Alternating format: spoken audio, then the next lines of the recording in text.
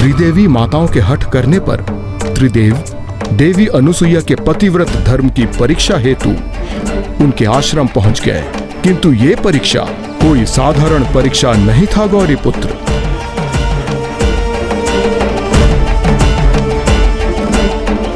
भिक्षाम देहि।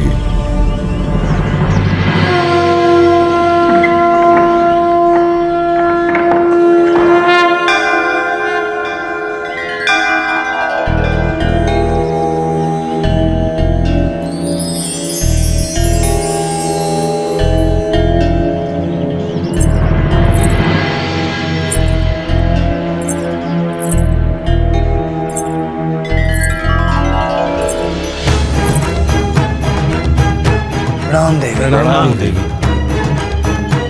प्रणाम ऋषिवर।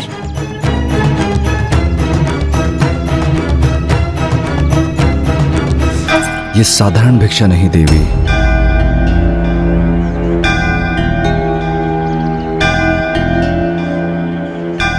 ये मुझसे दान लेना अस्वीकार क्यों कर रहे हैं? इनकी दिव्यता में तो मुझे कोई संदेह नहीं, तो कहीं मुझसे ही तो कोई भूल नहीं हो रही है। हम यहाँ आपसे निर्वाण भिक्षा प्राप्त करने आए हैं।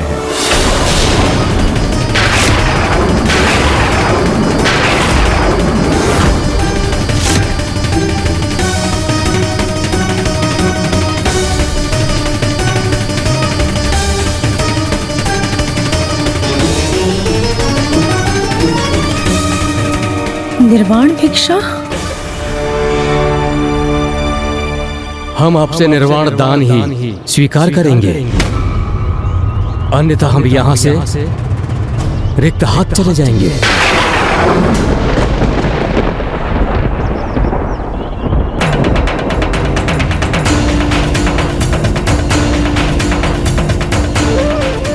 निर्वाण दान अर्थात वस्त्रहीन होकर दान देना, किंतु ये कैसे संभव है? ना तो मैं पर पुरुषों के समक्ष वस्त्रहीन हो सकती हूँ और ना ही इन भिक्षुक ऋषियों को रिक्त हाथ यहाँ से लौटाकर अपने धर्म को भंग होने दे सकती हूँ। प्रथम स्थिति में मेरा पतिव्रत धर्म खंडित होगा और दूसरी स्थिति में मैं अपने तपोबल से वंचित हो जाऊंगी।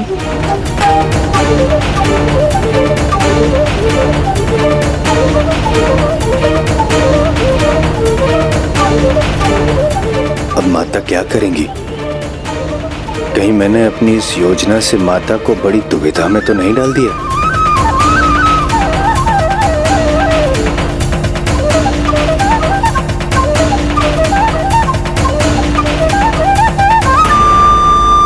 और हमसे कितने समय तक प्रतीक्षा करवाएंगे आप देवी? यदि आप दान देने में समर्थ हैं तो हमारा अनुरोध स्वीकार कीजिए, अन्यथा हम यहां से प्रस्थान करते हैं।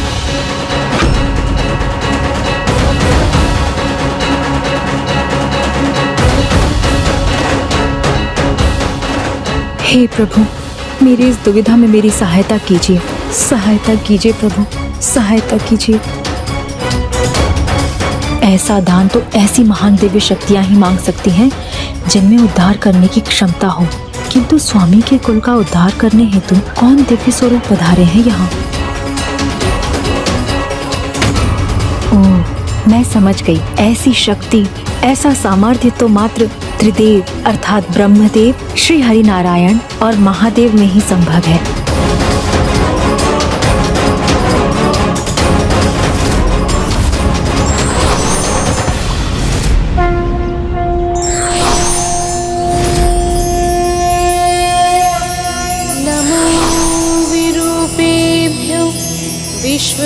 विश्वरूपेभ्यश्च वो नमः। मुझे इन तीनों भिक्षुक ऋषियों में महादेव, श्री हरि नारायण और ब्रह्मदेव की छवि दिखाई दे रही है, अर्थात ये अवश्य मेरी परीक्षा है, जिसके उपरांत मुझे अवश्य प्रभु की कृपा प्राप्त होगी। और मुझे ज्ञात हो गया है कि इस परीक्षा में सफल होने हेतु मुझे क्या करने की आवश्यकता है। माता अनुसुईया ने सर्वथा उचित कहा लंकेश। निर्वाण दान तो वो दान है जो कोई पूर्ण रूप से पवित्र और धर्मनिष्ठ पुण्यात्मा ही मांगने के योग्य है, जिनमें इतना तपोबल और दिव्यता का समावेश हो जिससे वो दान देने वाले का उद्धार कर सकें।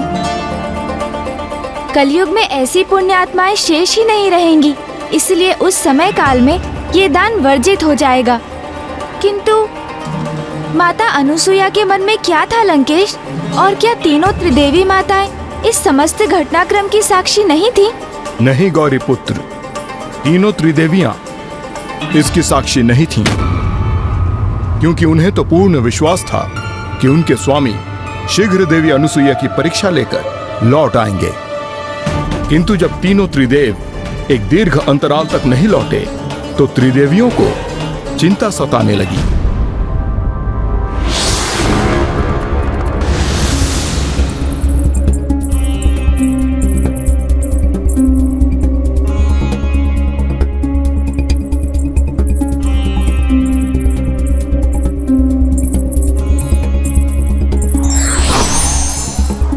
देवी पार्वती, क्या हुआ देवी लक्ष्मी, क्या हुआ देवी सरस्वती?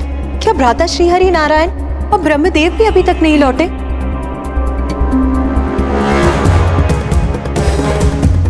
तब तो हमें हमारी ध्यान शक्ति से ये ज्ञात करना चाहिए कि उन्हें लौटने में इतना विलंब क्यों हो रहा है। कहाँ है वो?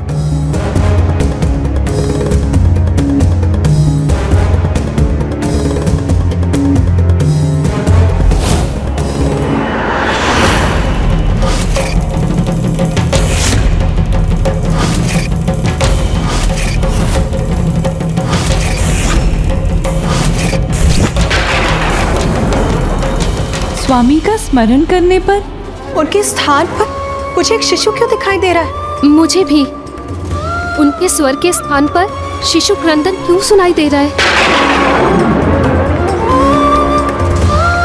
हमें पुनः प्रयास करना चाहिए।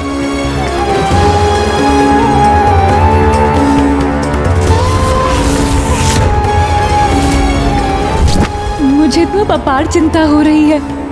मुझे भी चिंता हो रही, कहीं उनके साथ कुछ अनुचित तो नहीं घट रहा। महान आत्माओं की परीक्षा लेना कभी कभी स्वयं के लिए एक बहुत बड़ी परीक्षा की स्थिति उत्पन्न कर देता है देवी। इस परीक्षा का कहीं हम पर ही विपरीत प्रभाव न हो जाए। ये तो सर्वथा अनुचित है और अनुचित से सदा अनर्थ होता है।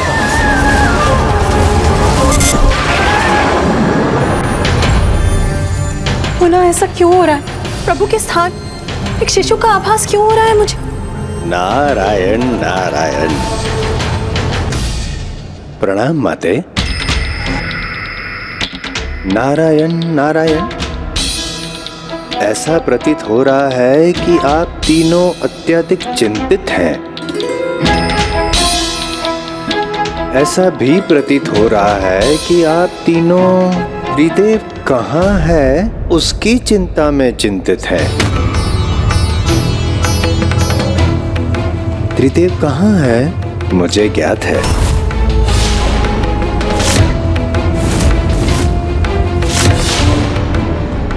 तो शीघ्र बताइए देवर्षि, कहाँ है वो?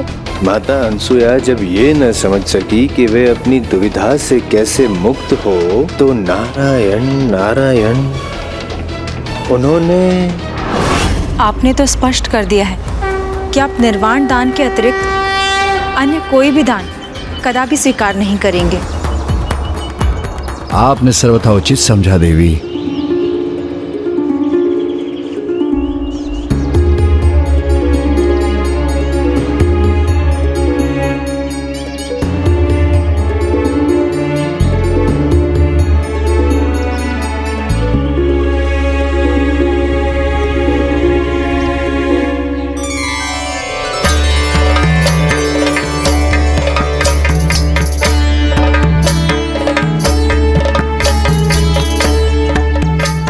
पतिव्रता स्त्री अपने नवजात शिशु के समक्ष ही निर्वाण दान करने हेतु प्रस्तुत हो सकती है। यदि मैंने पूर्ण निष्ठा के साथ पतिव्रत धर्म का पालन किया है तो आप तीनों नवजात शिशुओं में परिवर्तित हो जाएंगे।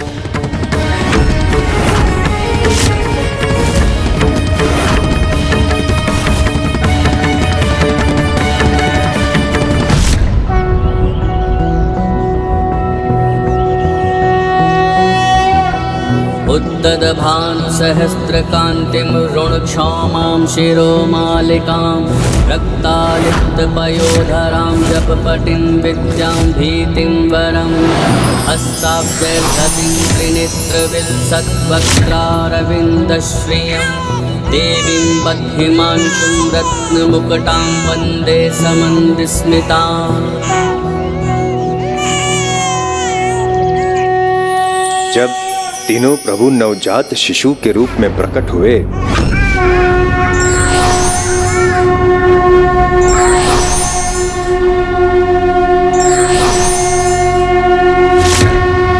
तो माता अनसुया का मातृत्व भी जागृत हो गया।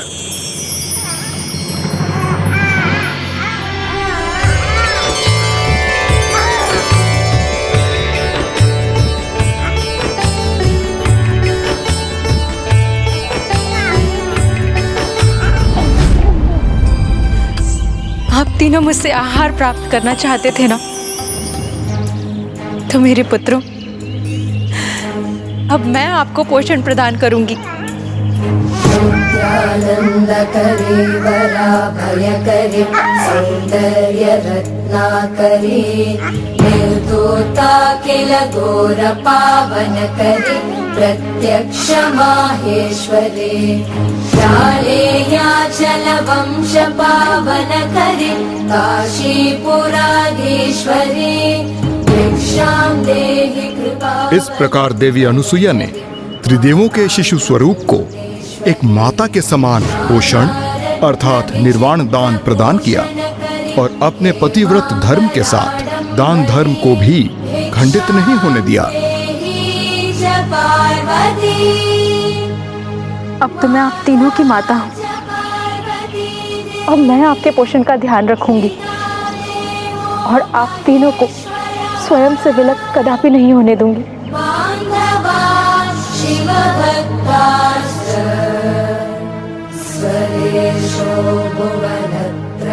हम तीनों के स्वामी त्रिदेवों ने हमें सावधान किया था कि हमारी इस परीक्षा का हम पर प्रतिकूल प्रभाव हो सकता है।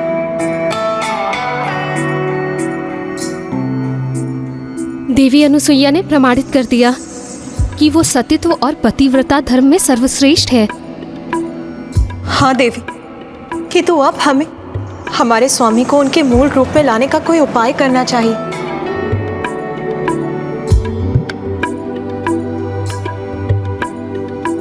किंतु लंकेश, फिर त्रिदेवी माताओं ने माता अनुसुईया को तीनों प्रभु को उनके मूल स्वरूप में लौटाने के लिए कैसे प्रेरित किया? गौरीपुत्र, सर्वप्रथम त्रिदेवों को भिक्षुक रूप में देवी अनुसुईया से निर्वाण दान मांगने हेतु उनके समक्ष प्रस्तुत होने पर विवश होना पड़ा और अब त्रिदेवी भी देवी अनुसुईया से एक अन्य दान प्राप्त करने हेतु उनके द्वार पर उपस्थित थीं और वहां दीर्घ अवधि के लिए प्रतीक्षा करने पर बाध्य भी थीं।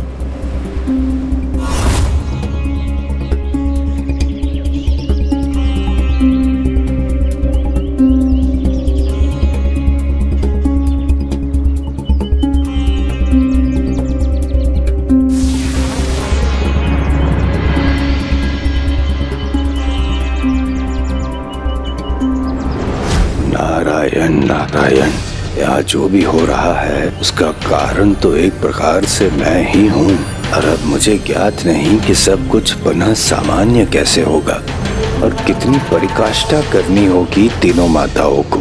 देवी अनुसुईया, अब जब तक चाहेंगे हम यहाँ प्रतीक्षा करेंगे, किंतु मुझे पूर्ण विश्वास है आप कदापि हमें यहाँ से रिक्त हाथ नहीं लौटाएंगी।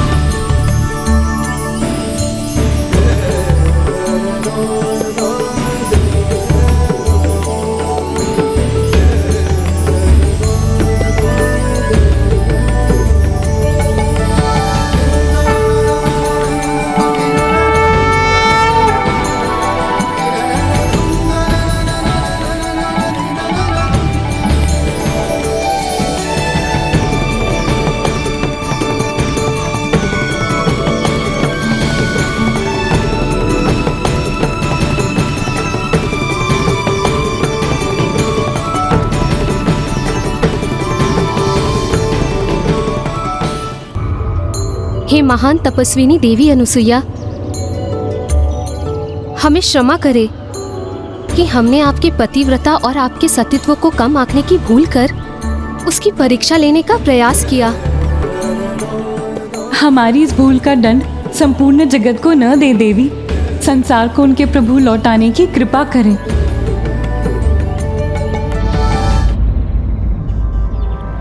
देवी, आज हम ये स्वीकार करते हैं और साथ ही ये घोषणा भी करते हैं कि आप ही महानतम पतिव्रता हैं।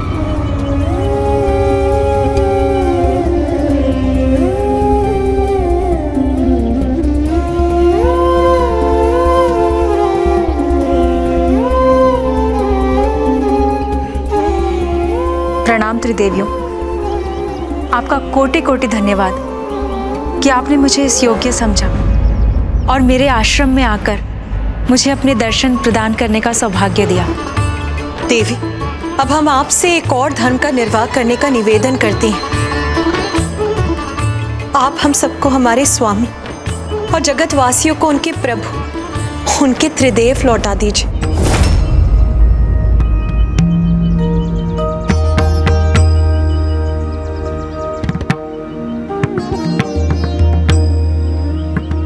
आपको मुझसे इस प्रकार निवेदन करने की कोई आवश्यकता नहीं है, क्योंकि आपके समक्ष भला मेरा क्या अस्तित्व।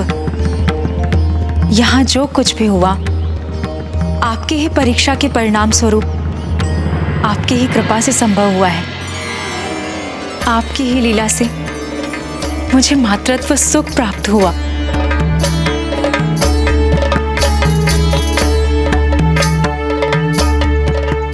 मान्यता तो ये है कि माँ संतान को जन्म देती है, किंतु यहाँ तो इन तीनों शिशुओं ने मुझ में एक माँ को जन्म दिया है, मेरे मातृत्व को जागृत किया है।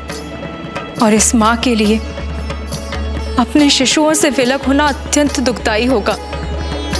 इसीलिए आप जो कह रही हैं वो मैं तभी कर सकती हूँ जब मेरे द्वारा निर्धारित एक अवस्था पूर्ण होगी।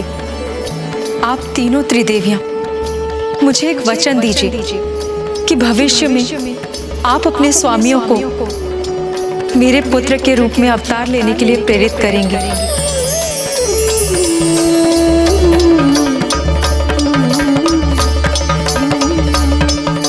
हम वचन देते हैं।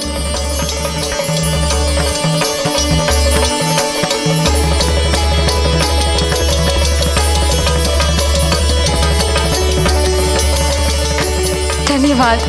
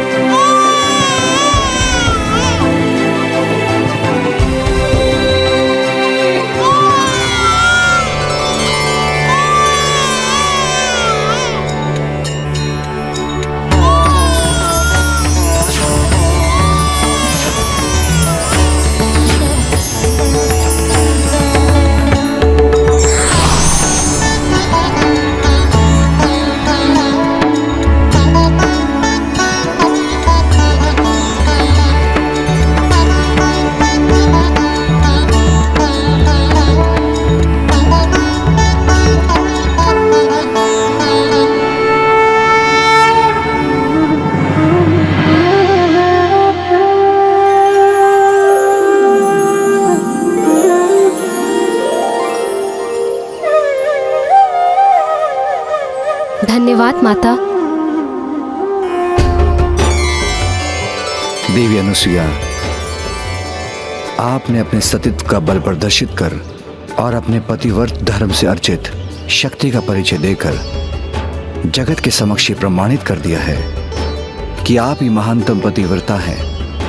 किंतु उससे भी अधिक हम त्रिदेव जो स्वयंभू हैं, अर्थात जो स्वयं प्रकट हुए हैं, आपने हमारे शिष्य रूप में अपने आंचल में भरकर माँ की ममता के अनूठे सुख से परिचित करवा दिया। आपकी ममता का सुख तो हमारे लिए परम सुख के समान था, और माता का सुख क्या होता है वो आज आपने हमें ज्ञात करवा दिया। और हम पुनः उस सुख का अनुभव करने के लिए ललायित हैं। इसलिए हम आपको वरदान देते हैं कि हम तीनों त्रिदेव आप और ऋषि अत्रि के संतान रूप में जन्म अवश्य लेंगे, और हमारा आशीष आप पर सदैव बना रहेगा।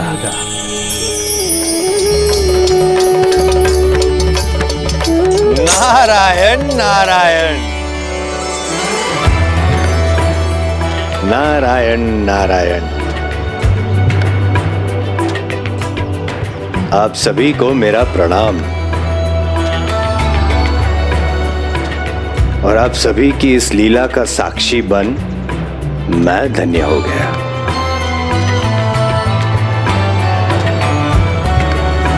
अब यही लीला आगे चलकर फलित होने वाली थी प्रभु महादेव के ऋषि दुर्वासा के रूप में जन्म लेने की उसी घटना से।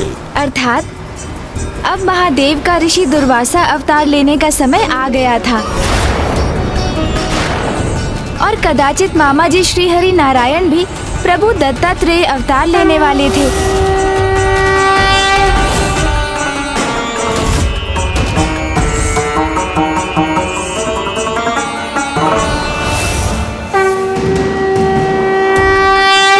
फूफा जी, ब्रह्मदेव कौन से अवतार में प्रकट होने जा रहे थे? प्रश्न मात्र इतना नहीं था गौरी पुत्र कि कौन से प्रभु कौन सा अवतार लेने वाले थे, किंतु प्रश्न तो ये भी था कि तीनों प्रभु के कौन से अंश देवी अनुसुईया की संतान के रूप में जन्म लेने वाले थे।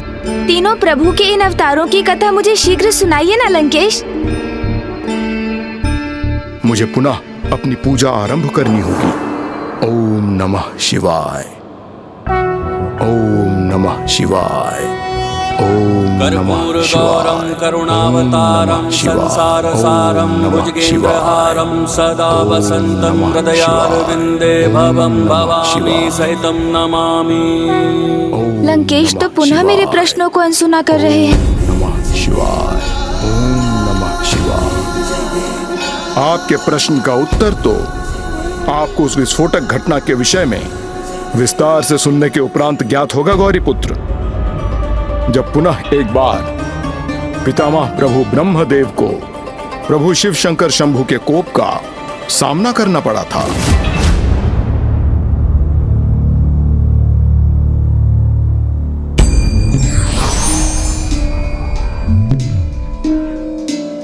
प्रणाम महादेव।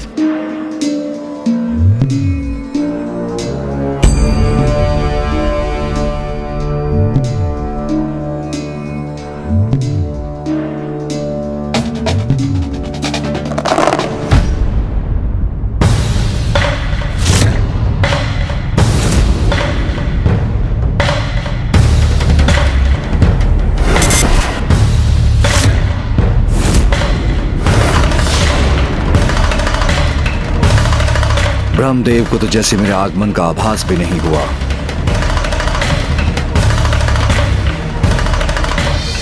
महादेव स्वामी से रुष्ट हो रहे हैं।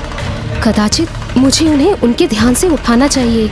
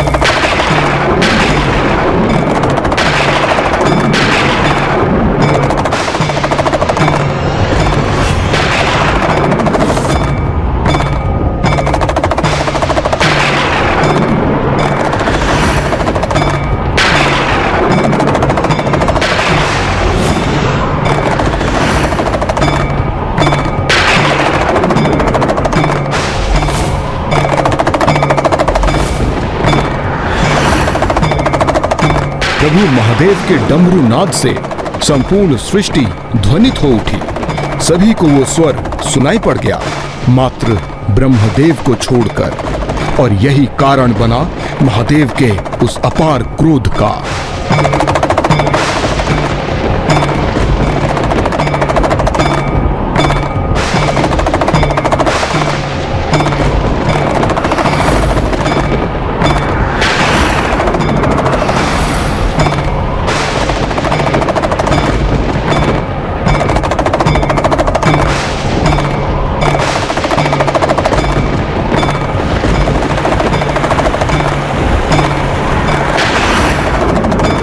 प्रणाम प्रभु।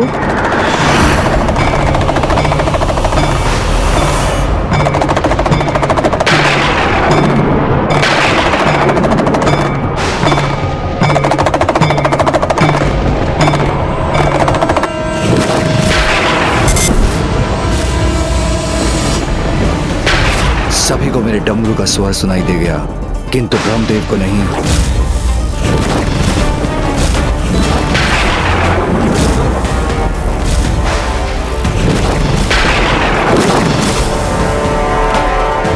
प्रभु महादेव के आगमन के उपरांत भी उनके द्वारा ब्रह्मदेव को अपनी ओर आकर्षित करने पर भी वो अपने ध्यान से जागृत क्यों नहीं हो रहे? क्या ये किसी महान उद्देश्य को पूर्ण करने के लिए प्रभु की कोई लीला है, अथवा वास्तव में ही प्रभु ब्रह्मदेव और ब्रह्मलोक पर प्रभु महादेव के क्रोध का संकट छा रहा है?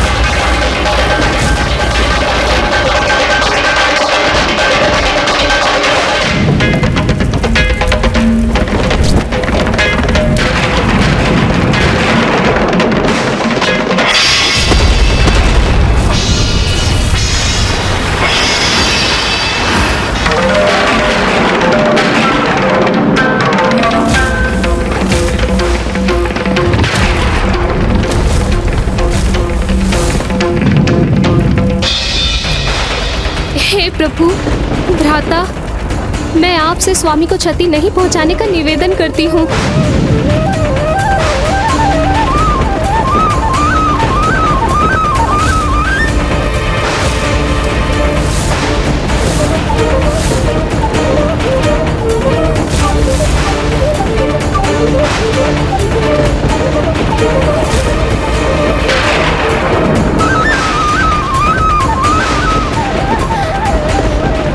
प्रभु महादेव के क्रोधांश को तो एकमात्र देवी पार्वती ही शांत कर सकती है।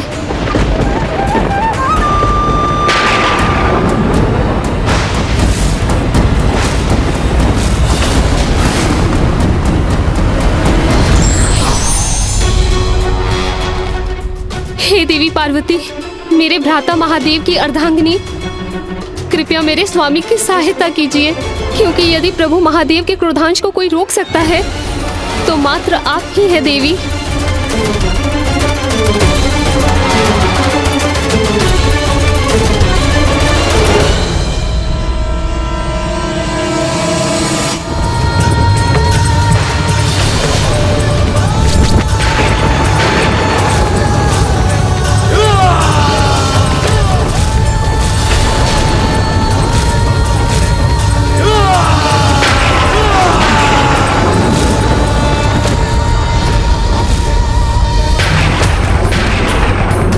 प्रभु,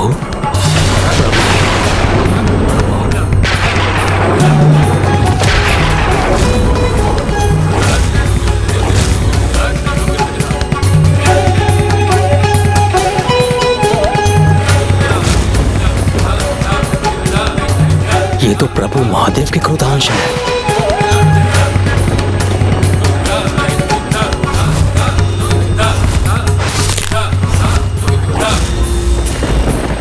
कहीं पूर्व के समान प्रभु पुनः मुझे दंडित तो नहीं करेंगे?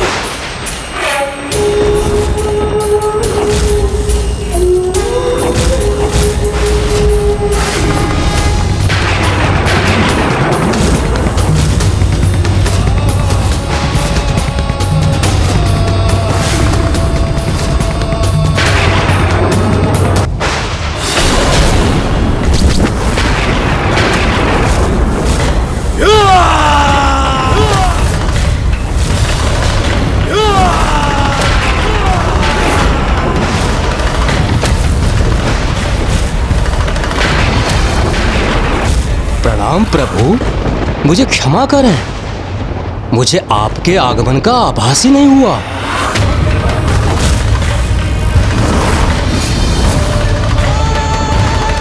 मेरे द्वारा आपको जागृत करने की इतनी चेष्टा के बाद भी आपको मेरा आभास नहीं हुआ, जबकि संपूर्ण ब्रह्मांड को ज्ञात हो गया। पृथ्वी के और सौर मंडल के कण कण तक मेरे डमरू का स्वर पहुंच गया, किंतु वो स्वर आपके कानों को भेद नहीं सका। यहाँ तक कि वैकुंठ में स्थित श्री हरि नारायण और देवी लक्ष्मी को भी मेरे होने का आभास हो गया, किंतु आपको नहीं हुआ।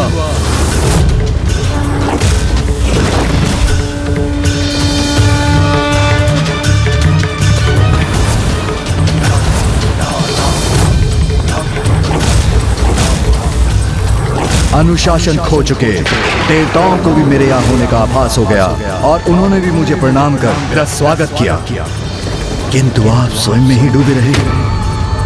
प्रतीत होता है देवताओं में अभी भी व्यवहारिक अनुशासन शेष है, किंतु आप नहीं। इसलिए आपको उसका दंड अवश्य प्राप्त होना चाहिए। इसलिए आपको उसका दंड अवश्य प्राप्त होना चाहिए।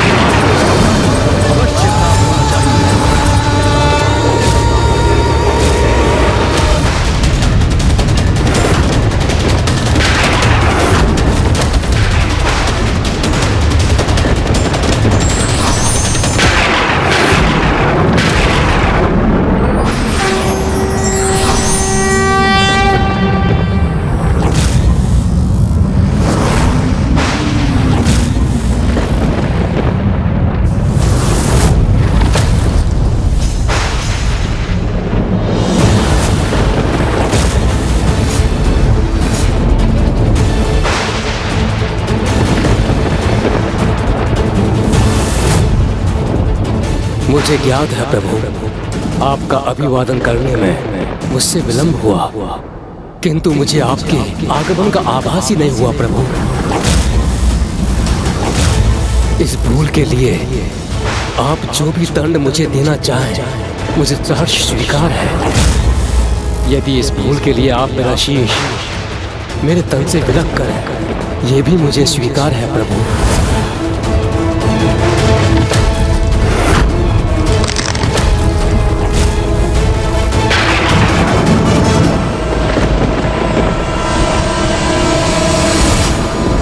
देखिए देवी पार्वती, प्रभु महादेव के क्रोधांश और स्वामी के शीतल अंश एक दूसरे के सम्मुख है।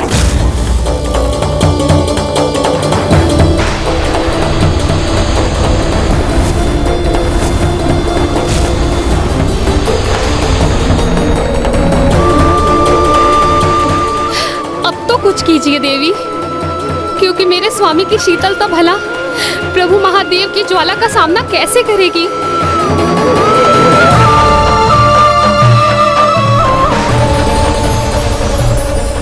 अति किसी की भी हो वो कभी भी उचित नहीं होती, इसीलिए शीतलता और क्रोध दोनों का ही उनके चरम पर होना सर्वथा अनर्थकारी प्रमाणित होता है, और इन दोनों में संतुलन स्थापित करना अनिवार्य है। और संतुलन तो भ्राता श्री हरि नारायण का ही स्वभाव है, और भ्राता नारायण ही प्रभु महादेव का क्रोध शांत कर सकते हैं। भ्राता नारायण प्रभु महादेव का क्रोध शांत कर सकते हैं।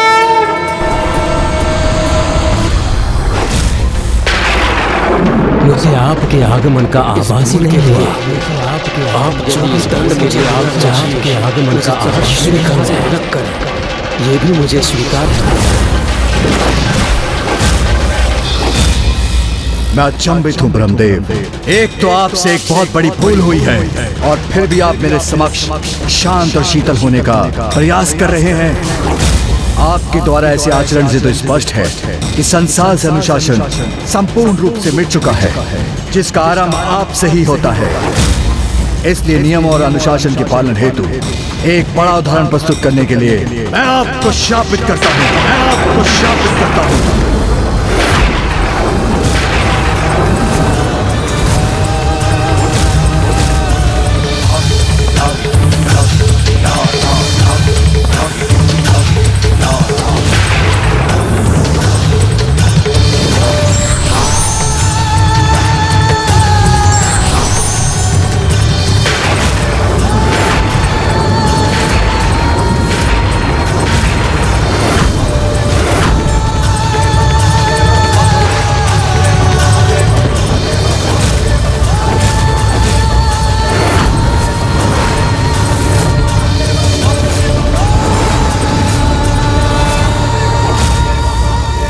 रुकिए महादेव।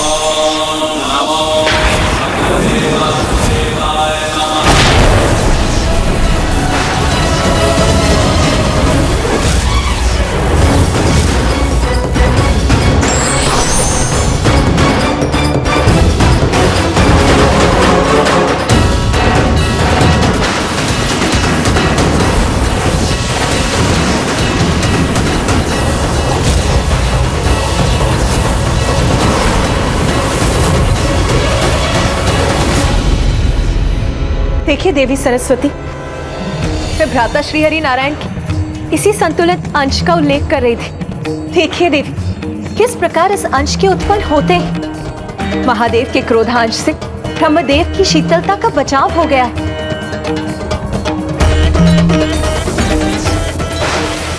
और महादेव ने भी अपने क्रोधांश पर नियंत्रण स्थापित करना आरंभ कर दिया है।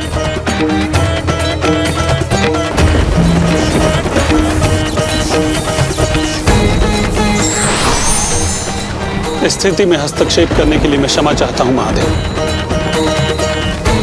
किंतु मैं यहां उपस्थित होने के लिए विवश था ताकि आपको यह आभास करा सकूं कि आप अपने क्रोध के आवेग में ब्रह्मदेव के शीतल और शांत व्यवहार को उनका अहंकार समझ रहे हैं।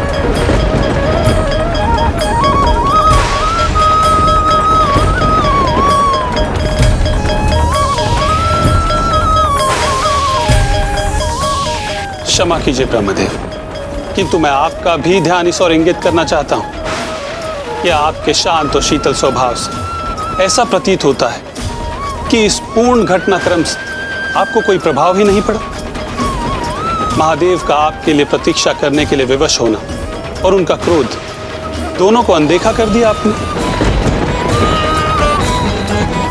किंतु यही नियत भी था, क्योंकि हमारे अवतारों को माता अनुसुईया के संतान के रूप में अभी प्रकट होना शेष।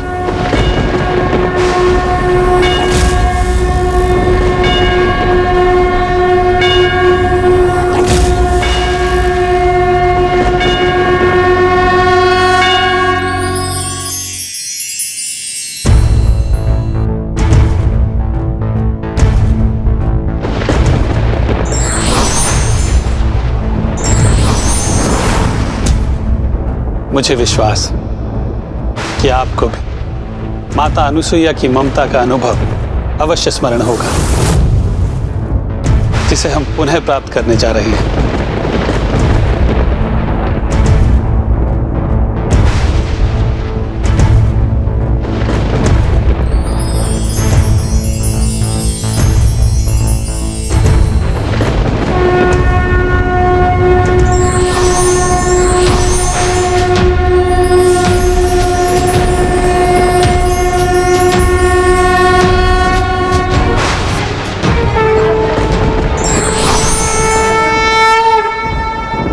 हमारे अंशों को तो उत्पन्न होना ही था, अब माता अनुसुईया द्वारा उन्हें प्राप्त करने का समय आ गया है, जिससे हम अवतार ले सकें।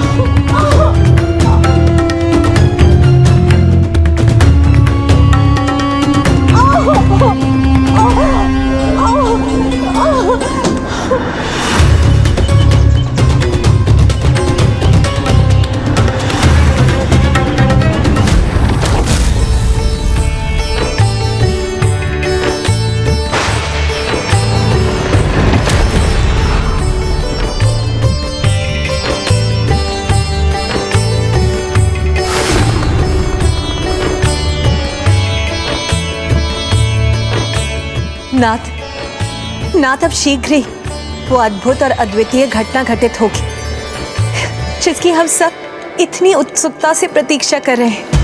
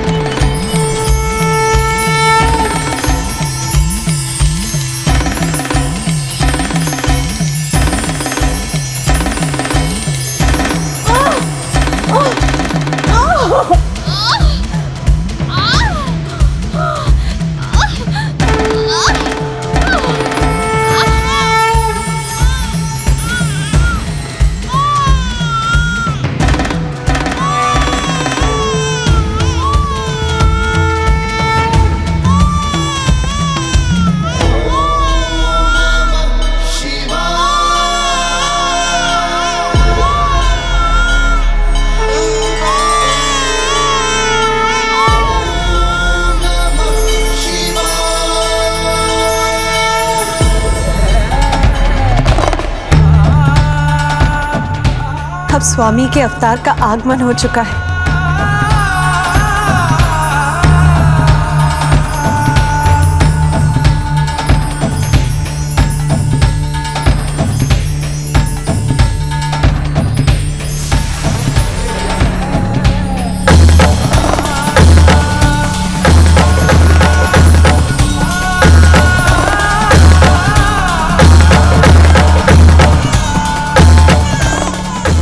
एक और शिशु।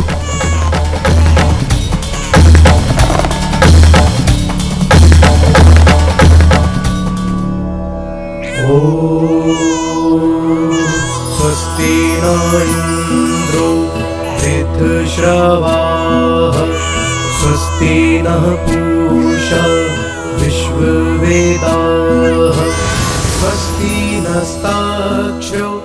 स्वामी, आपके शिशु रूप का भी प्राकट्य हो गया अब।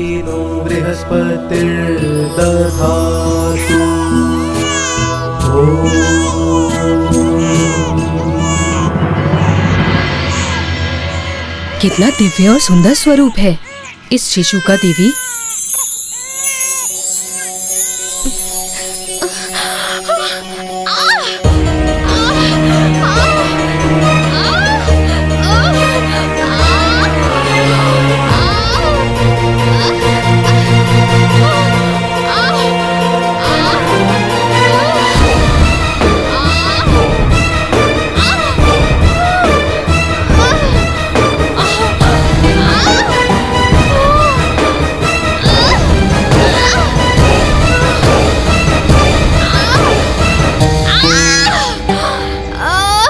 ये क्या हो रहा है? इनके तीसरे शिशु के जन्म में इतना विलंब क्यों हो रहा है? स्वामी, आपके अवतार के जन्म में ऐसी बाधा क्यों उत्पन्न हो रही है?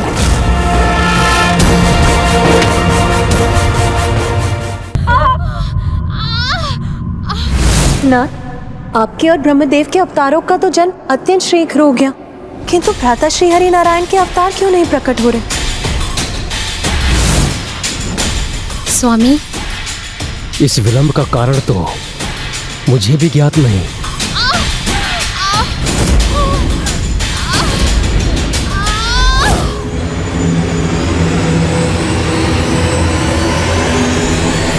संसार में अकारण कुछ नहीं होता। अवश्य इस विलंब का भी कोई कारण होगा देवी।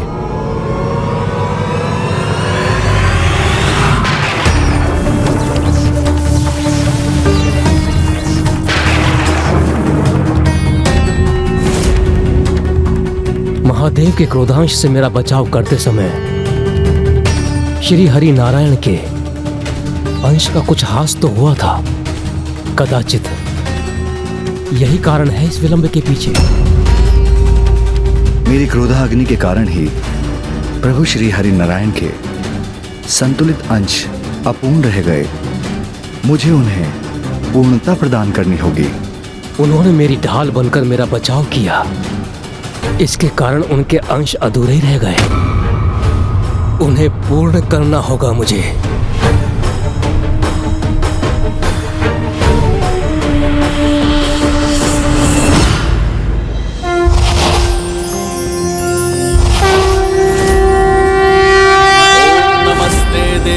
महेशाय सुरासुर नमस्कृताय भूत भव्य महादेवाय हरित पिंगल लोचनाय बलाय बुद्धिरूपिणे वैयाघ्रव संचदायारणेयाय महादंशिणे कालाय महेश्वराय पुष्पदंताय विभागाय मुखाय सर्वहराय हिरण्यश्रवसे द्वारिणे भीमाय भीम पराक्रमाय ओम नमो नमः।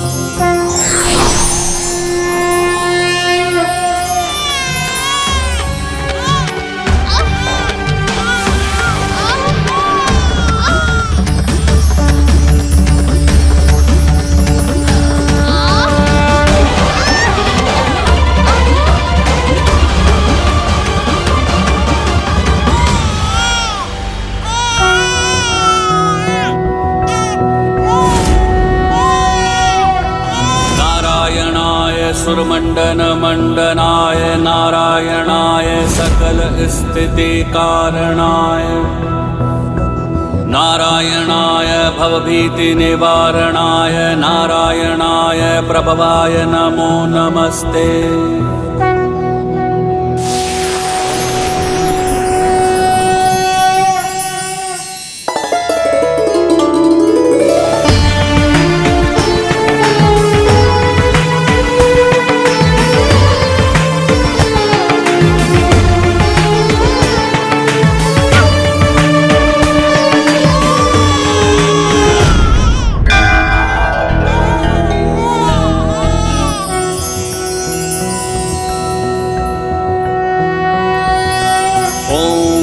देवासो दिव्येकादशस्त पृथ्व्या मध्येकादश। मैं धन्य हुआ, प्रभु की कृपा से मुझे दिव्य और अद्भुत पुत्रों की प्राप्ति हुई है।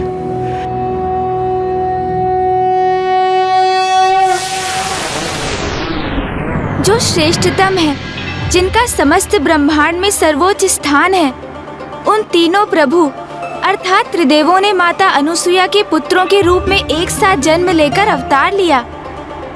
किंतु ईश्वर के प्रत्येक अवतार का तो एक विशेष उद्देश्य होता है लंकेश। तो यहाँ त्रिदेवों के जन्म का क्या कारण था? अनुशासनहीनता। सामान्य रूप से मनुष्य अनुशासनहीनता को इतना महत्व नहीं देते। उनके अनुसार तो वो एक छोटा सा विकार ही होता है। तो लंकेश, फिर अनुशासनहीनता के कारण सृष्टि पर इतना बड़ा संकट कैसे उत्पन्न हो सकता था, जिसका सुधार करने एवं पुनः अनुशासन स्थापित करने हेतु स्वयं प्रभु महादेव को अवतार लेना पड़ा? गौरी पुत्र, अनुशासनहीनता तो सभी बुराइयों की जड़ है, जो अनेक रूपों में प्रकट होती है, जिनमें से एक है समय को लेकर अनुशासन ना होना, जिसके कारण मनुष्य प्रकृति के विपरीत आचरण करते हैं।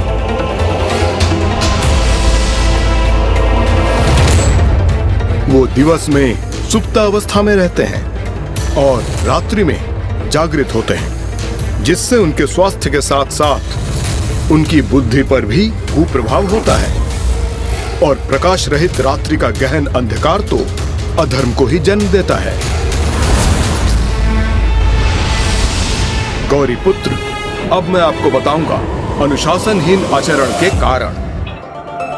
एक मनुष्य के किसी भी कर्म को करने के 4 मुख्य प्रेरणा स्रोत होते हैं, अर्थात इच्छा, वासना, आशा और तृष्णा। सभी नकारात्मकता की ओर बढ़ते जा रहे थे, जो सर्वथा अनुचित है, जिसके कारण मनुष्य धर्म विरुद्ध व्यवहार करने लगे, जिसका एक बहुत बड़ा उदाहरण है अयोग्य वंशजों द्वारा अपने ही परिवार के वरिष्ठ सदस्यों और योग्य राजाओं का वध कर उनके सिंहासन पर स्थित होना।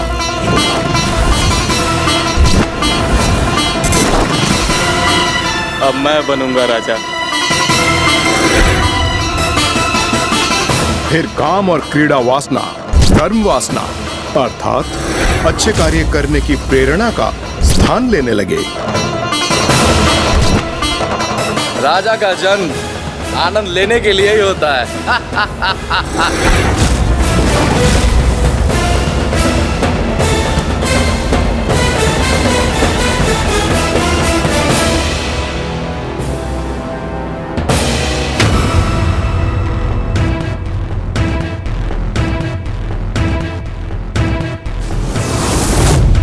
कठिन श्रम से उत्पन्न आशा का स्थान एक भ्रामक आशा के भाव ने ले लिया, जिसके अनुसार मनुष्यों के मन में यह मान्यता स्थापित हो गई कि कर्म किए बिना ही उन्हें फल प्राप्त हो जाएगा, जिसके कारण संसार में आलस्य बढ़ने लगा। मुझे मेहनत करने की क्या आवश्यकता है? मेरी भूमि पर तो अच्छी फसल स्वयं ही उत्पन्न होगी।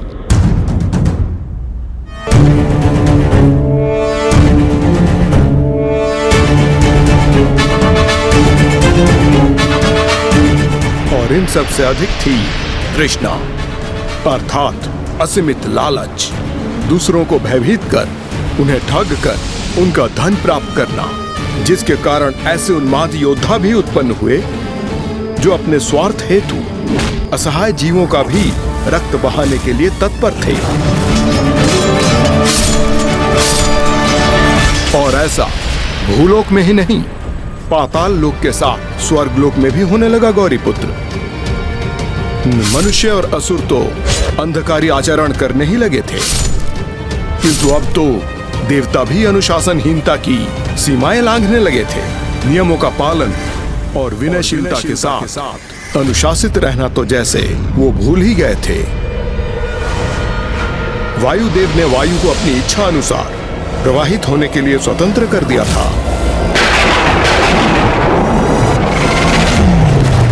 वरुण देव ने भी अपने जल को अनियंत्रित छोड़ दिया था।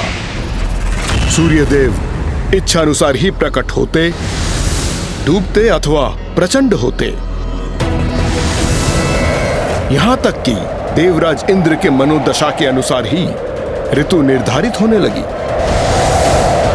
जब वो प्रसन्न होते थे तब वर्षा होती थी, और जब वो दुखी होते थे तो सूखा पड़ता था। प्रभु, हमारी रक्षा कीजिए। प्रभु, हमारी सहायता कीजिए। वो और उनके सहयोगी देवता समय, नियमों और अपने दायित्वों का अनुशासन भूलकर मदिरापान और स्वर्ग के अप्सराओं के नृत्य के आनंद में डूबे रहने लगे।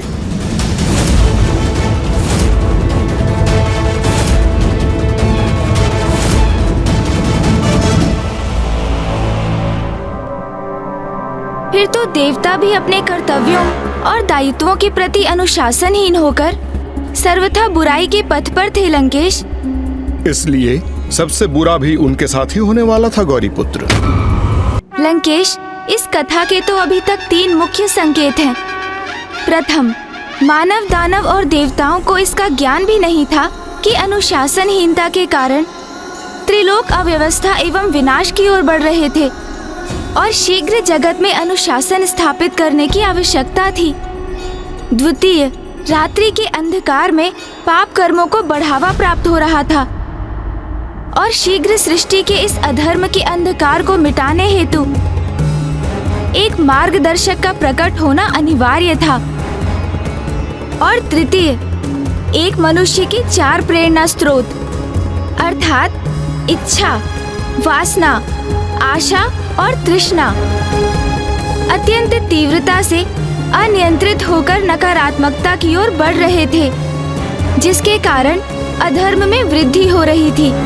इसलिए मनुष्य के इन 4 मूल प्रेरक स्रोतों को भी नियंत्रित करना अनिवार्य था। आप तो इस कथा का सार भली भांति समझ गए हैं गौरीपुत्र। कदाचित इसलिए आपको ज्ञान विधाता भी कहा जाता है। तो अब मैं और स्पष्ट कर दूं गौरीपुत्र, रात्रि के मार्ग को प्रकाशित करने वाले मार्गदर्शक का होना, यही 3 मुख्य कारण थे त्रिदेवों के अवतार के। तो फिर लंकेश, किन प्रभु के अवतार ने किस दायित्व को निभाया और कैसे? इसमें तो तीनों का ही योगदान था। प्रथम समस्या का समाधान तो श्री हरि नारायण के अवतार ने किया, जिनमें प्रभु शिव शंकर शंभु और पितामह ब्रह्मदेव की आंशिक शक्तियां भी समाहित थी। इसलिए वो 3 शीश के साथ प्रकट हुए थे और उनमें तीनों देवों के गुण भी थे। तब तो वो अवश्य प्रभु दत्तात्रेय ही रहे होंगे। प्रभु दत्तात्रेय तो योग गुरु होने के साथ गुरुओं के भी गुरु थे। जिन्होंने स्वयं ही समस्त शिक्षा और ज्ञान प्राप्त किए।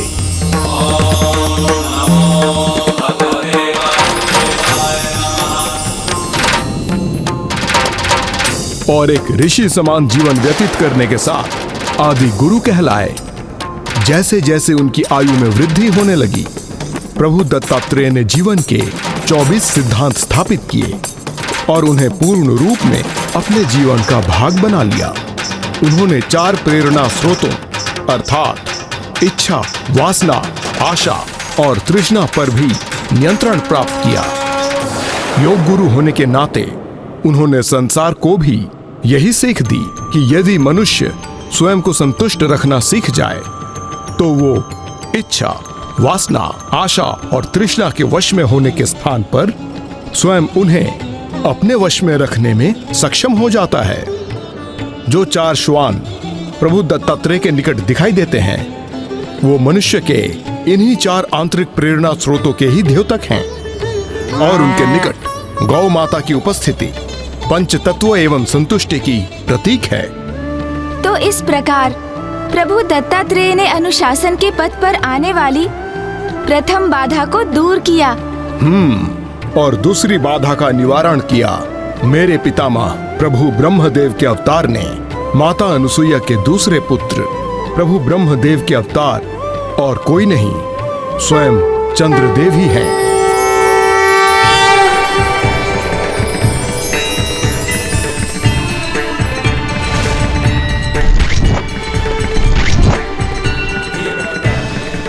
अर्थात रात्रि काल में प्रकाशित रहकर प्रभु ब्रह्मदेव ने चंद्र के रूप में रात्रि काल में होने वाले पापों को रोकने हेतु मानवता को रात्रि प्रकाश रूपी मार्गदर्शन प्रदान करना आरंभ किया।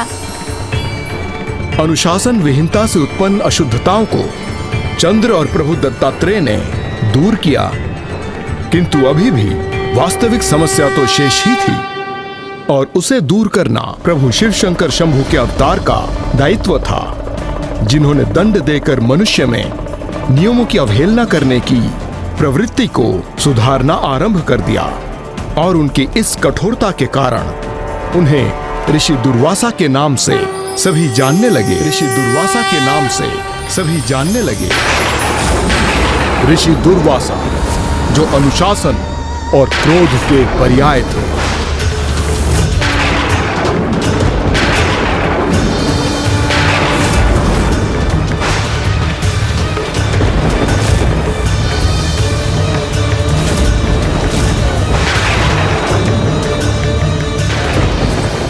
अनुशासन भंग होने पर किसी को क्षमा ना करने वाले ऋषि दुर्वासा ने तो अपनी पत्नी को भी शाप दे दिया। इतना ही नहीं, उनके क्रोध का भाजन तो एक बार देवता भी बने, जब उन्होंने स्वर्गलोक को भी श्रीहीन होने का शाप दे दिया था। संपूर्ण स्वर्गलोक श्रीहीन हो गया।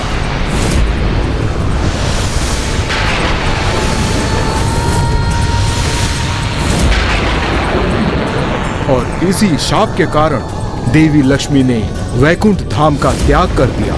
ये उन्हीं दुर्वासा ऋषि की कथा है गौरी पुत्र, जो अब मैं आपको आगे सुनाने जा रहा हूँ।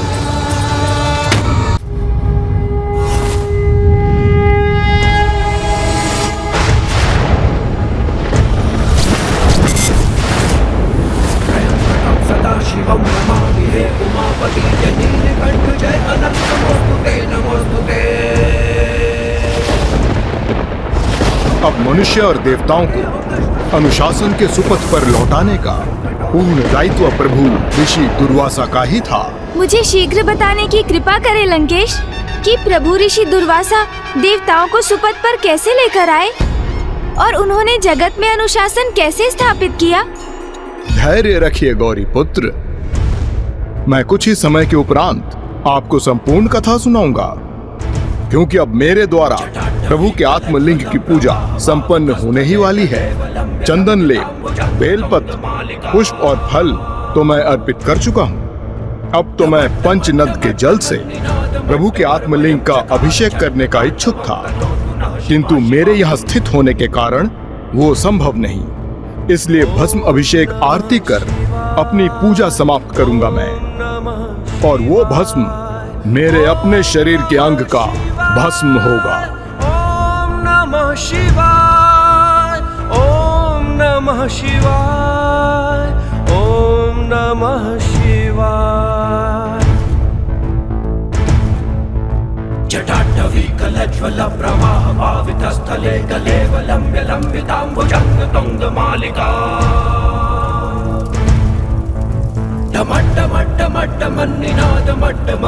चकार चंड तांडवम करोति। अद्भुत! लंकेश ने अपनी तपोशक्ति से पवित्र अग्नि उत्पन्न कर ली। गौरी पुत्र, अपने हाथ को अग्नि को सौंपकर उसके भस्म से आपके समक्ष प्रभु के आत्मलिंग का भस्म अभिषेक संपन्न करेगा ये प्रभु शिव शंकर शंभू के भक्त लंकेश। मुझे किसी युक्ति से लंकेश को ऐसा करने से रोकना होगा।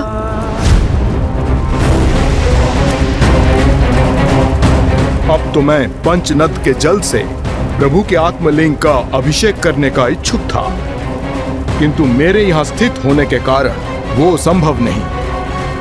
संभव है।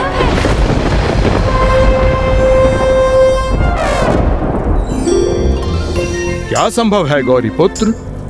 मैं संभव करूंगा।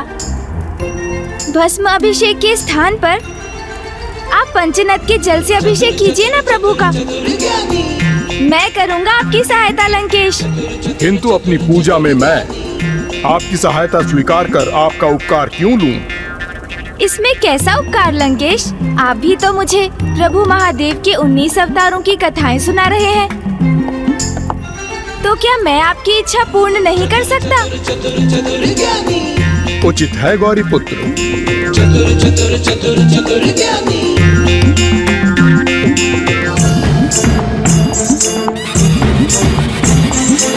ओम गंगे नमः, ओम सरस्वते नमः। त्रैलोक्य पूजित देवी कमले विष्णु वल्लभे यथा कृष्णे तथा बलमयी स्थिरा।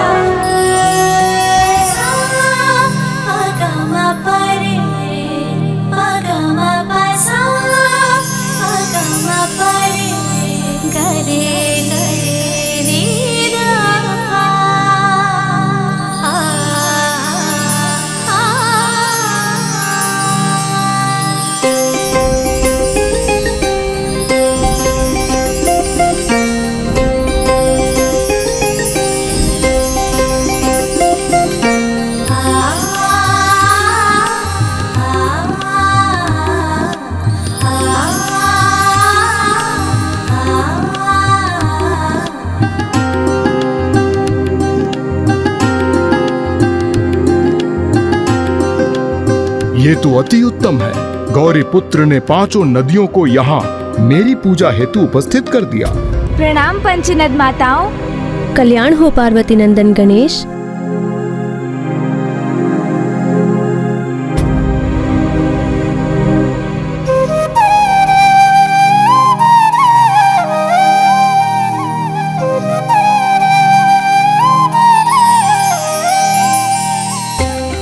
ये तो स्वयं प्रभु महादेव के आत्मलिंग है। इनकी पावन दिव्यता के समक्ष नतमस्तक है हम, क्योंकि स्वयं जगत पिता प्रभु महादेव का ही इसमें वास है। प्रणाम प्रभु।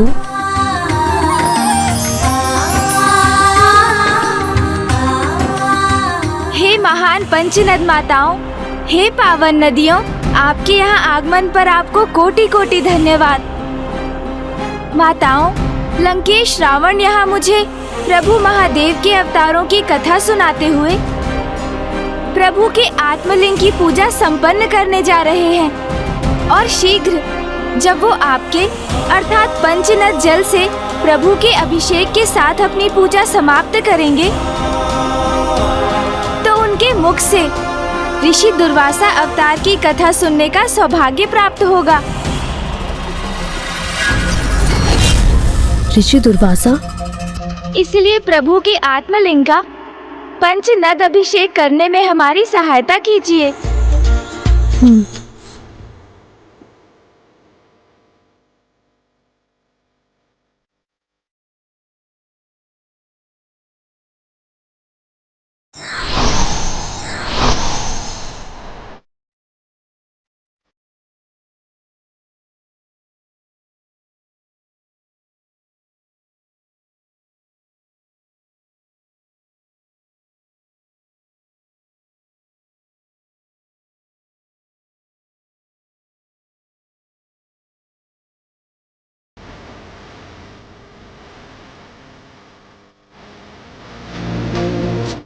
करुणामय कातरवन्दी तव तट निकटे।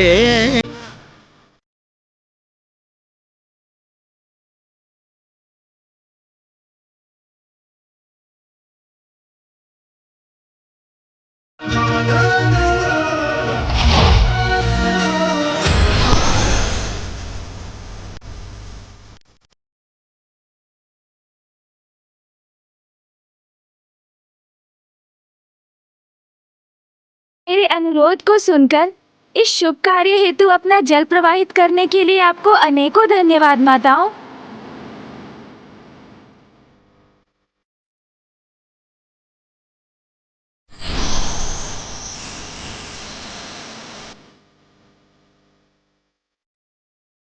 गौरी पुत्र, आप तो ये ज्ञात करना चाहते थे ना कि प्रभु ऋषि दुर्वासा ने सृष्टि में पुनः अनुशासन स्थापित करना कैसे आरंभ किया। तो देवी गंगा से अधिक उत्तम इसे विस्तार से और कौन बता सकता है भला, क्योंकि वो तो उनमें से प्रथम थीं जिन्हें ऋषि दुर्वासा ने व्यवहार के अनुशासन का पाठ सिखाया था।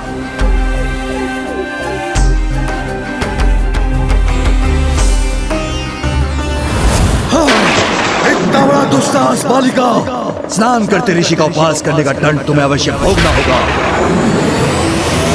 क्या ये सत्य है माता? क्या ऐसा कुछ घटित हुआ था?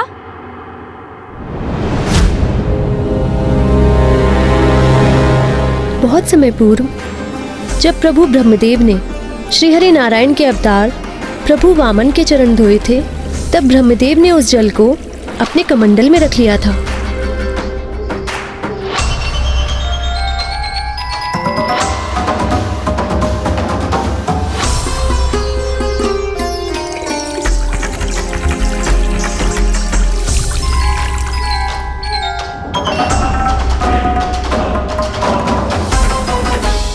उसी पवित्र जल में ब्रह्मदेव के कमंडल के ही भीतर मैंने एक बालिका के रूप में जन्म लिया था।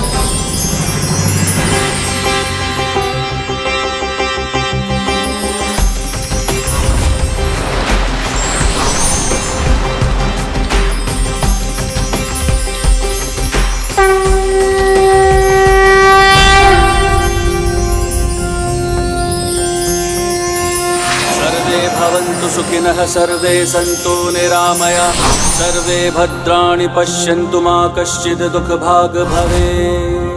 ॐ ध्रौ शान्तिरन्तरिक्षं शान्तिः पृथिवी शान्तिरापः शान्तिरोषधयः शान्तिः। ॐ शान्ति। प्रणाम प्रभु। कल्याण हो देवी गंगा। फिर उसी नन्ही बालिका के रूप में प्रभु ब्रह्मदेव ने अपनी पुत्री के समान ब्रह्मलोक में ही मेरा पालन पोषण किया। किंतु एक दिवस जब मैं क्रीड़ा करते करते एक तितली का पीछा कर रही थी, तो ब्रह्मलोक के सरोवर के तट पर पहुंच गई, जहां ऋषि दुर्वासा स्नान कर रहे थे।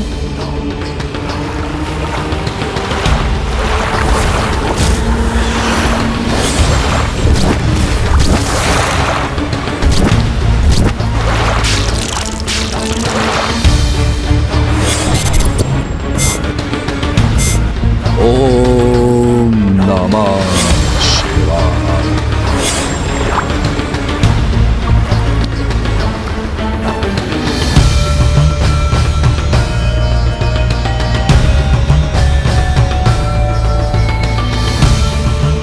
इतनी दिव्यशी कौन है ये?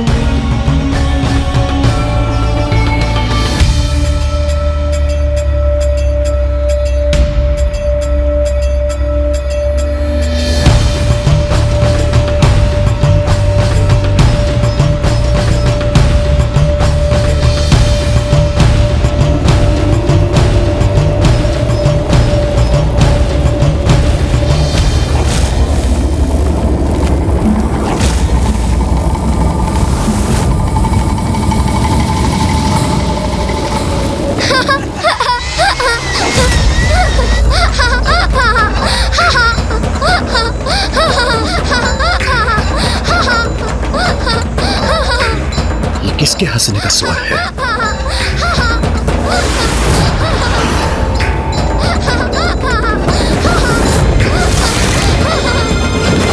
लगता है ऋषिवर क्रोधित हो रहे हैं। मुझे भय का आभास हो रहा है। इतना बड़ा दुस्साहस बालिका! स्नान करते ऋषि का उपवास करने का दंड तुम्हें अवश्य भोगना होगा। अपनी इस उद्दंडता से तुमने व्यवहार के अनुशासन को भंग किया है बालिका। ब्रह्मलोक में पालन पोषण होने के उपरांत भी तुम्हें इतना ज्ञात नहीं कि किसी को स्नान करते हुए नहीं देखना चाहिए और न ही किसी को असुविधा की अवस्था में देखकर हंसना चाहिए। यह शिष्टाचार के विरुद्ध है, जो व्यवहार के अनुशासन का प्रथम एवं महत्वपूर्ण भाग है। हे ऋषिवर, मुझसे बहुत बड़ी त्रुटि हुई है, मुझे क्षमा कर दीजिए। नहीं, क्षमा कर देने से नहीं, अपितु दंड देने से सीख प्राप्त होती है। त्रुटि सुधरती है, इसलिए दंड के स्वरूप में तुम्हें श्राप देता हूँ कि तुम शीघ्र ही पृथ्वी पर नदी के रूप में प्रसारित होगी। वो नदी जिसमें सारे मनुष्य अपने पापों से मुक्त होने के लिए स्नान करेंगे। इस प्रकार तुम्हें अपने पाप का दंड प्राप्त होगा।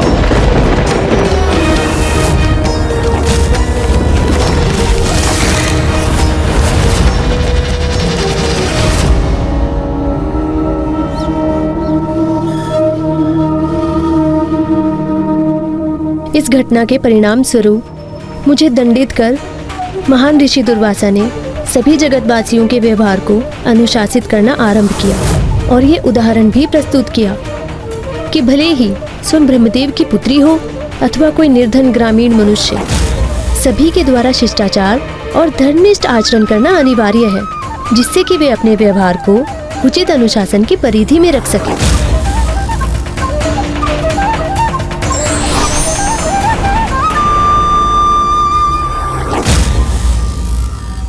प्रभु ऋषि दुर्वासा ने इस घटना से मात्र शिष्टाचार की ही सीख नहीं दी, अपितु उन्होंने तो माता गंगा को संसार की सर्वाधिक पवित्र नदी के रूप में स्थापित कर जगत को अपने पाप धोकर स्वयं को सुपथ पर चलने का मार्ग भी दर्शाया। किंतु मैं तो इस बात से अचंभित हूँ लंकेश कि उन्होंने स्वयं सृष्टि के रचयिता ब्रह्मदेव की पुत्री को दंडित करने के पूर्व एक बार भी विचार नहीं किया। ऐसा क्यों लंकेश, कृपया बताइए। गौरी पुत्र, प्रभु ऋषि दुर्वासा के लिए किसी भी संबंध से उच्च स्थान तो अनुशासन के पालन का ही था। देवी गंगा का तो उनसे कोई व्यक्तिगत संबंध नहीं था। उन्होंने तो अपनी अर्धांगिनी को भी दंडित करने में तनिक भी विचार नहीं किया। उन्हें उनके दोष के लिए मृत्यु दंड दिया ऋषिवर ने। एक दिवस ऋषि दुर्वासा यात्रा के पश्चात क्लांत अवस्था में अपने निवास स्थान पहुंचे और उन्होंने अपनी अर्धांगिनी से विश्राम की इच्छा व्यक्त की, किंतु इसके साथ ही उन्होंने अपनी अर्धांगिनी को यह भी निर्देश दिया कि वे उन्हें ब्रह्म मुहूर्त की बेला में ही जगा दें। किंतु ऋषि दुर्वासा की पत्नी में अनुशासन की कमी आ चुकी थी, जिसके कारण ही स्वामी के पूर्व में दिए गए निर्देश के उपरांत भी उन्हें इसका ध्यान ही नहीं रहा। ब्रह्म मुहूर्त की बेला में कुछ समय के लिए उनके नेत्र अवश्य खुले, किंतु फिर आलस्य के विकार ने उन्हें जड़ कर दिया, जिससे उन्होंने ऋषि दुर्वासा की आज्ञा और उनके निर्देश की अवहेलना की। ब्रह्म मुहूर्त में निद्रा से जागृत कीजिएगा, जिससे मैं नियम अनुसार अपनी पूजा संपन्न कर सकूं।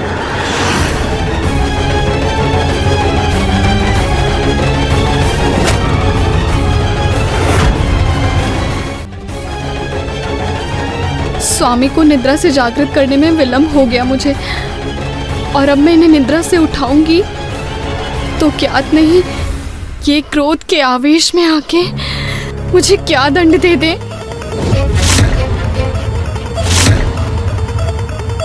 और यदि मैंने इन्हें जागृत नहीं किया तो भी इनका दंड देना निश्चित है। ये कैसी दुविधा उत्पन्न हो गई है मेरे लिए। अब मैं क्या करूं?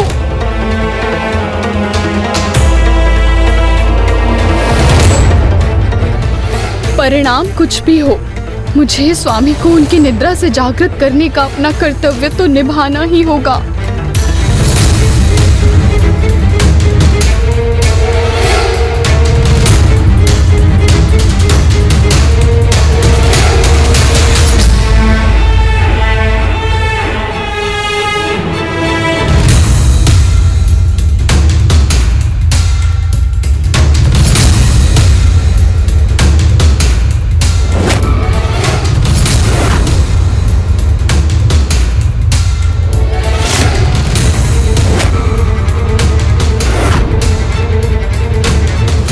ब्रह्म मुहूर्त में निद्रा से जागृत कीजिएगा।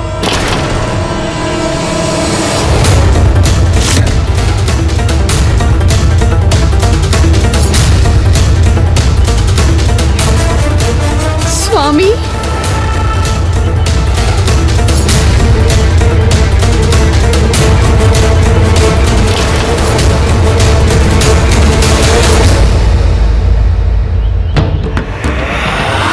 मुझे जागृत होने में इतना विलंब हो गया।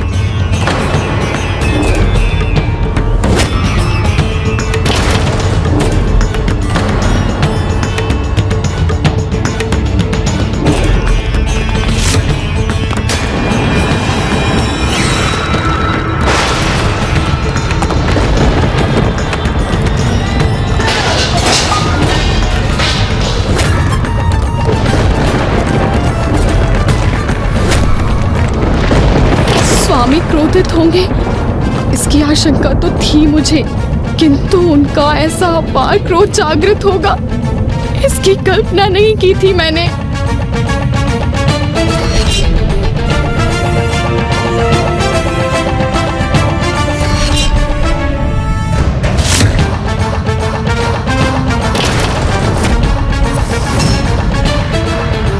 ब्रह्म मुहूर्त में सूर्योदय के पूर्व जागृत होने और मुझे निद्रा से जागृत करने के लिए मैंने आपसे अनुरोध किया था, और अब तो सूर्योदय भी हो चुका है। जिसने सदा ही अनुशासन को सर्वोच्च समझा, जिसने सभी को उस अनुशासन की सीख दी, वो ऋषि दुर्वासा हूं मैं। और मेरी अर्धांगिनी होकर आपने अनुशासनहीनता का दोषपूर्ण आचरण किया और समय के अनुशासन का उल्लंघन किया।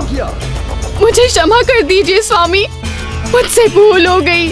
मुझे ज्ञात नहीं मैं किस प्रभाव में आकर जागृत होकर भी पुनः सुप्तावस्था में चली गई। मुझे क्षमा कीजिए स्वामी। यदि आज हमने अपनी अर्धांगिनी को क्षमा कर दिया, तो फिर अनुशासनहीनता के लिए मैं किसी को कैसे दंडित करूंगा? और यदि मैं सभी जनों को उनके दोषपूर्ण व्यवहार के लिए क्षमा करने के लिए विवश हुआ, तो मैं अनुशासन स्थापित कैसे करूंगा? इसलिए आपको अपने दोष का दंड तो भुगतना ही होगा देवी, और जिसके कारण मुझे भी आपका वियोग सहना होगा, और जिसके कारण मुझे भी आपका वियोग सहना होगा। ये क्या कह रहे हैं स्वामी?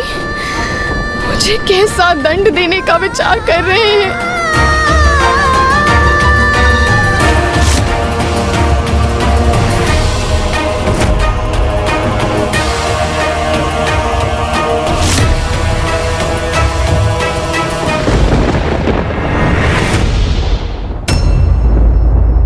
समय का पालन न कर आपने जिस अनुशासनहीनता का परिचय दिया है, उसके दंड स्वरूप मैं आपको इसी क्षण भस्म होने का शाप देता हूँ। भस्म होने का शाप देता हूँ।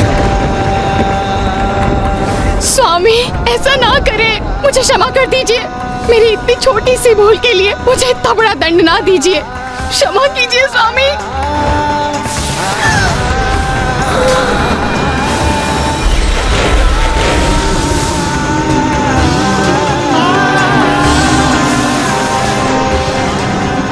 सृष्टि में अपने महान दायित्व को निभाने हेतु मैं किसी भी प्रकार का भेदभाव नहीं कर सकता देवी।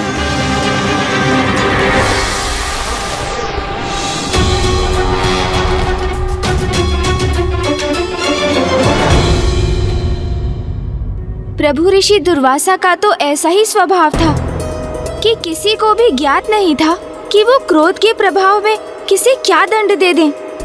किंतु बहुत दुख की बात है कि जगत कल्याण हेतु संसार को समय का अनुशासन सिखाने के लिए ऋषि दुर्वासा को अपने स्वभाव में इतनी कठोरता का परिचय देना पड़ा। आपको तो ज्ञात है गौरी पुत्र, अपने लक्ष्य तक पहुंचने के लिए कोई सरल अथवा छोटा मार्ग नहीं होता। सभी को सफलता की ओर अपने प्रत्येक पग पर सीख प्राप्त करते हुए और संघर्ष के साथ ही आगे बढ़ना होता है। फिर भले ही लक्ष्य प्राप्त करने हेतु कुछ भी क्यों न सहन करना हो। लंकेश, क्या प्रभु ऋषि दुर्वासा भी अपनी अर्धांगिनी के वियोग के अतिरिक्त किसी और कष्ट को भी सहने पर विवश हुए थे? हाँ गौरी पुत्र, ऋषि दुर्वासा के ससुर को जब अपनी ही पुत्री के भस्म हो जाने के बारे में ज्ञात हुआ तो ऋषि दुर्वासा के लिए उनके क्रोध का कोप और कटु वचन अनायास ही फूट पड़े।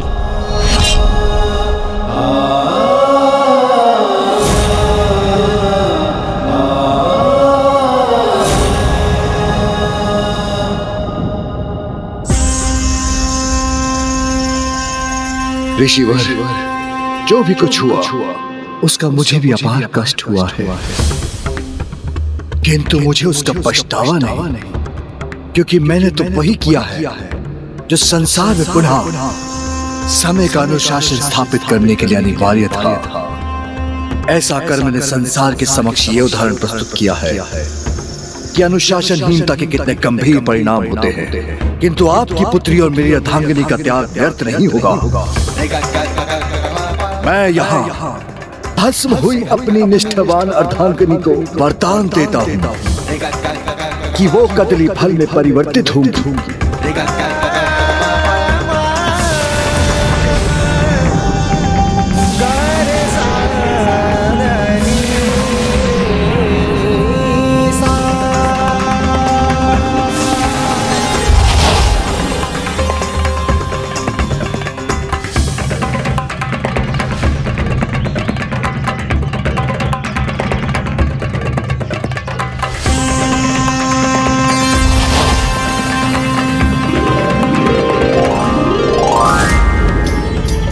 वो कदली फल जिनके बिना कोई भी पूजा संपन्न नहीं होगी, इसलिए उनके त्याग और निष्ठा के फल स्वरूप आज के उपरांत कदली फल के रूप में प्रत्येक पूजा में उनकी उपस्थिति अनिवार्य होगी।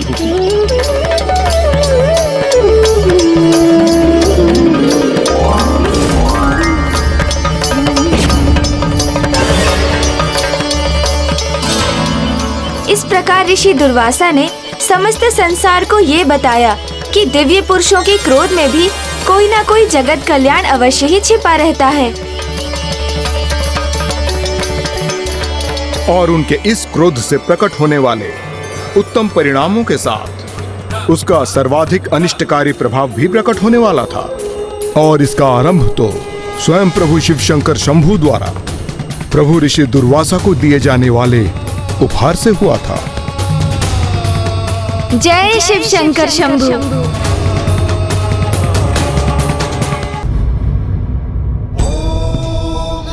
प्रणाम महादेव।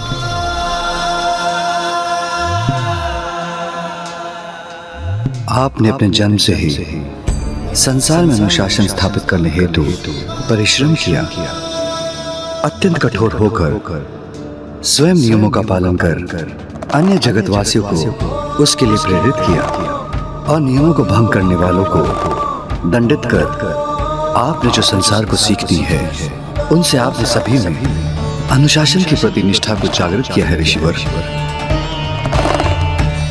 किंतु प्रभु, अभी तो इस दिशा में बहुत कार्य करना शेष है, मुझे ज्ञात है, किंतु सफलतापूर्वक जो आप कार्य कर चुके हैं उसके लिए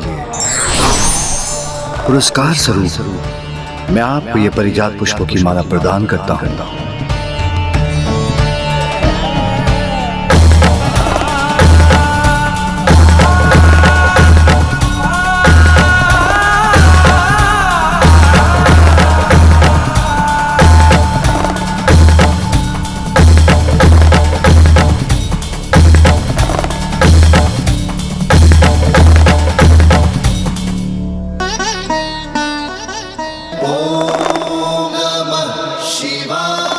मुझे ये महान उपहार प्रदान करने के लिए आपको कोटि कोटि धन्यवाद प्रभु। ओम नमः शिवाय। किंतु प्रभु, इस पुष्प माला का मेरे कार्य में क्या लाभ? इस माला के पुष्प श्री हरि नारायण को प्रिय होने के साथ साथ साक्षात देवी लक्ष्मी स्वरूप हैं। इसलिए माला जिसके साथ रहेगी उसके ऐश्वर्य में कभी कोई अभाव नहीं होगा और वो उस माला के प्रभाव से सदा विजय प्राप्त करेगा। जब भी आपको कोई ऐसा सुपात्र दिखाई दे जो उसके योग्य हो, आप ये माला उसे प्रदान कीजिएगा। अवश्य प्रभु।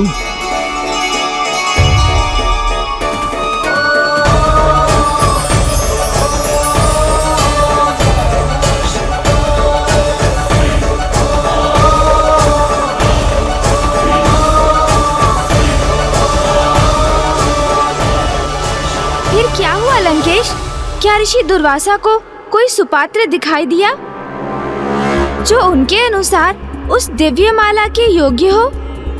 हाँ गौरी पुत्र, किंतु प्रभु ऋषि दुर्वासा को जिसकी योग्यता पर विश्वास हुआ, उसने स्वयं को अयोग्य प्रमाणित कर उनके इस विश्वास को खंडित कर दिया।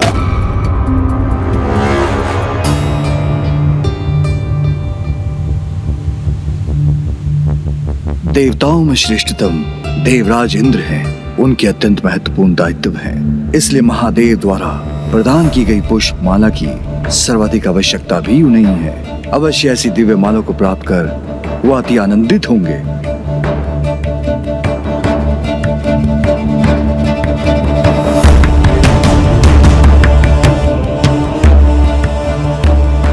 ये कैसी अवस्था है स्वर्ग की? यहाँ के द्वारपाल ही अनुशासन से परे अपने दायित्व निभाने के स्थान पर सुप्त अवस्था में है।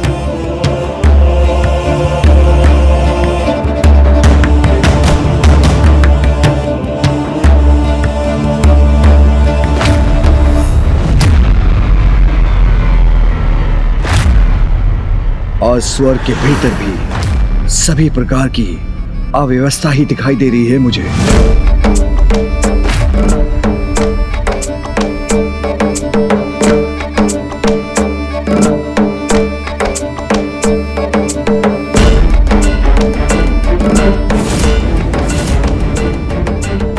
इंद्रदेव की राजसभा तो पूर्ण रूप से रिक्त है। यहां तो कोई भी देवता नहीं, किंतु समय के अनुसार तो यहां सभी देवताओं को उपस्थित होना चाहिए और देव सभा में जगत कल्याण हेतु गंभीर विमर्श होना चाहिए, किंतु यहां ऐसा कुछ नहीं हो रहा है।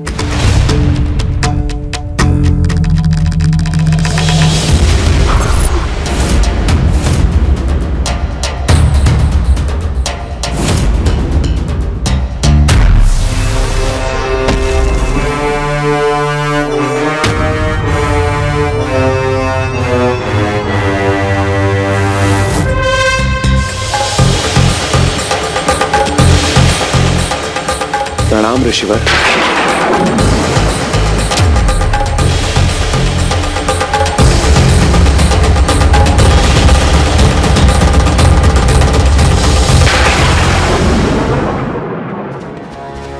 स्वर्ग लोक की अवस्था देख ऋषि दुर्वासा तो पूर्व से ही कुपित थे और फिर ऐसे में अकस्मात ही देवराज इंद्र से उनकी भेंट हो जाना अब एक ऐसी स्थिति का निर्माण करने जा रहा था जो कदाचित देवताओं के लिए एक महासंकट का कारण बनने वाला था।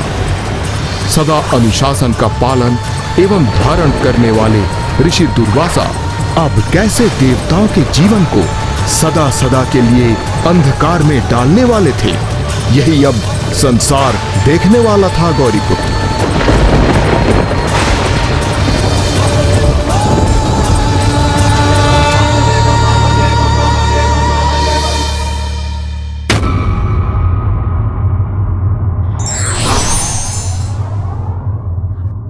विवेकशील व्यक्तियों का समाज के प्रति बड़ा दायित्व होता है।